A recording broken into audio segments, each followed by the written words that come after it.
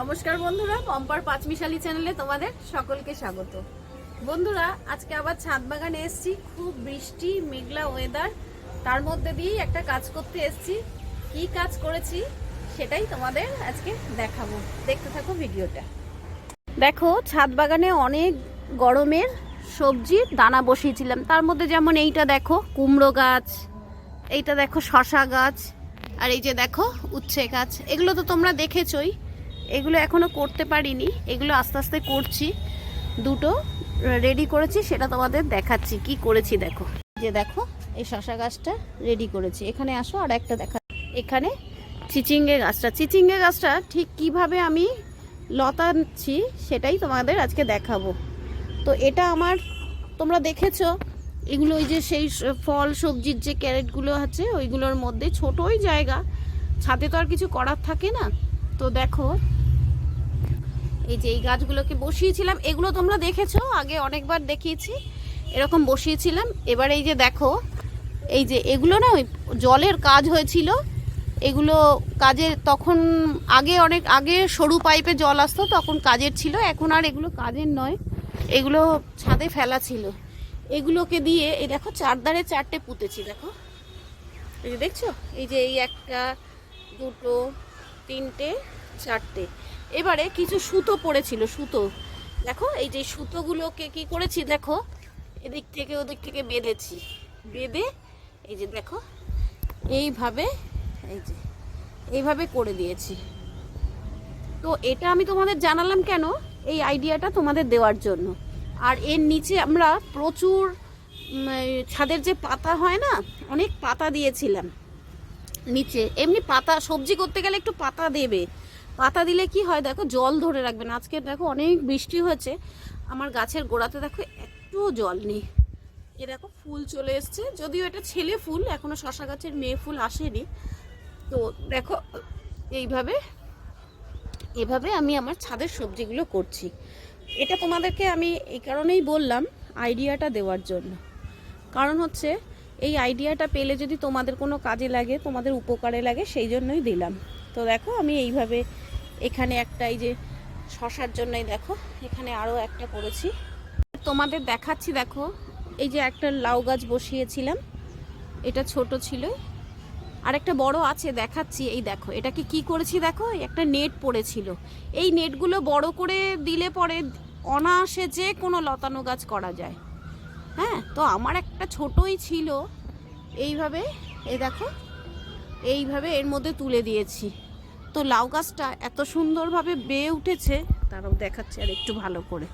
এই দেখো এই যে লাউ গাছের গোড়াটা, এই দেখো এই যে ড্রামের মধ্যে লাউ গাছের দানাটা পুঁতেছিলাম, দেখো লতিয়ে কি সুন্দর হয়ে ওদিক থেকে চলে গেছে। নেটটা একদম ছোট, যদিও আমি আর একটু বড় নেট যদি জোগাড় করতে পারি তাহলে একটু বড় নেট দিয়ে দেবো, না হলে দড়ি টড়ি বেঁধে দিয়ে দেবো। আরেকটা গাছ দেখাচ্ছি, চলো কিভাবে লাউ গাছটা দড়ি বেঁধে করেছি। যে এই লাউ গাছটা তোমরা আগে দেখেছো, এই লাউ গাছটায় লাউ হারভেস্ট করেছি।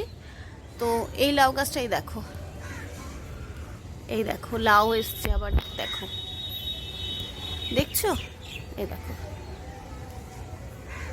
এই দেখো লাউ এসছে।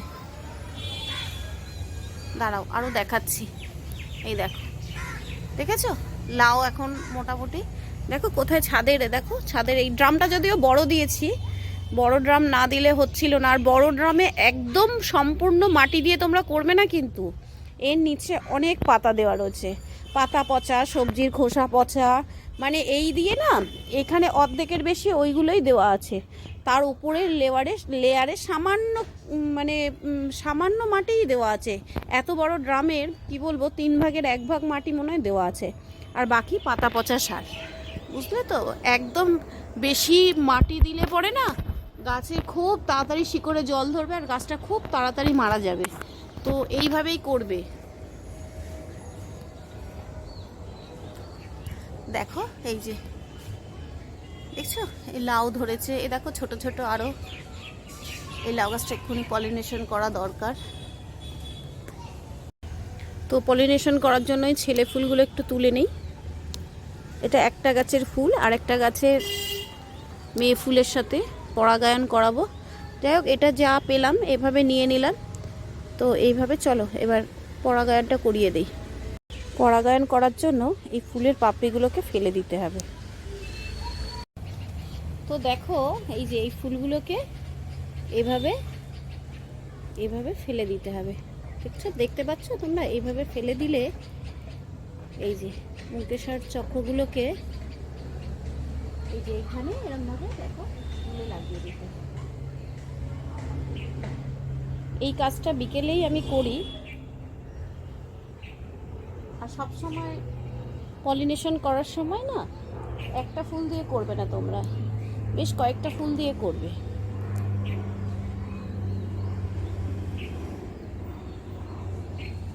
ব্যাস, আর একটা করব। দেখবে কিছু পুরুষ ফুল না কালো কালো হয়ে যায়, সেগুলো কিন্তু তোমরা করবে না, কারণ হচ্ছে কালো কালো ফুলগুলো তখন আর অ্যাক্টিভ থাকে না।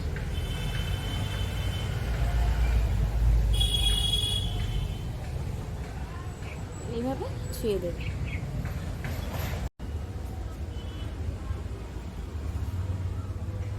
এরকম ধরনের অনেক টুকিটাকি আনকমন আইডিয়া আমি রাজের থেকেই পেয়ে থাকি।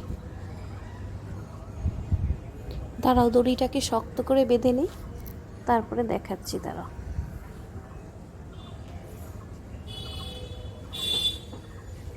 এবারে দেখো ডালপালাগুলো এদিক ওদিক কত ছড়িয়ে গেছে। আমি হাত পাচ্ছি না, কি করছি, ওই এরকম একটা লাঠি দিয়ে ডালগুলোকে ভেতরের দিকে আস্তে আস্তে করে নিয়ে এসে আবার দড়ি দিয়ে বেঁধে দেবো।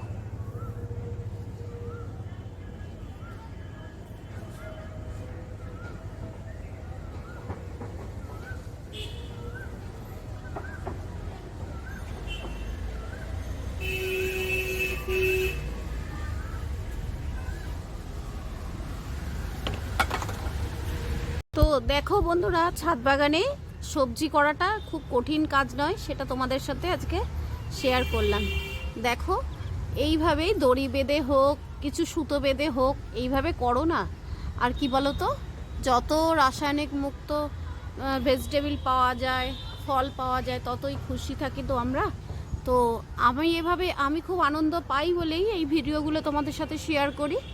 হ্যাঁ, এরকম দড়ি টড়ি বেঁধে কিছু বেঁধে করো না, অসুবিধার কি আছে? দেখো হয়তো ফল পাবে ভালো।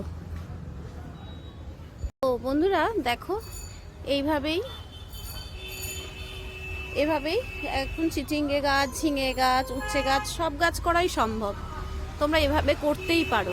জানি এই আইডিয়াগুলো তোমাদের মাথায়ও ঘুরছে হয়তো, তো আমি করে ফেলেছি, দেখো তোমরাও করে ফেলো, একদম সমস্যা হবে না। দিব্যি দেখবে ফল টল সব আসছে। দেখছো তো কিভাবে গাছটা লতিয়ে ধরে নিয়েছে। এটা যদিও করে সেরে আমি এই গাছগুলোকে পেঁচিয়ে পেঁচিয়ে দিয়ে দিয়েছি। হ্যাঁ, তো এভাবে করতেই পারো। নমস্কার, ভিডিওটা এখানেই শেষ করলাম। দেখা হচ্ছে পরবর্তী কোনো ভিডিওতে। তোমরা সবাই খুব ভালো থেকো।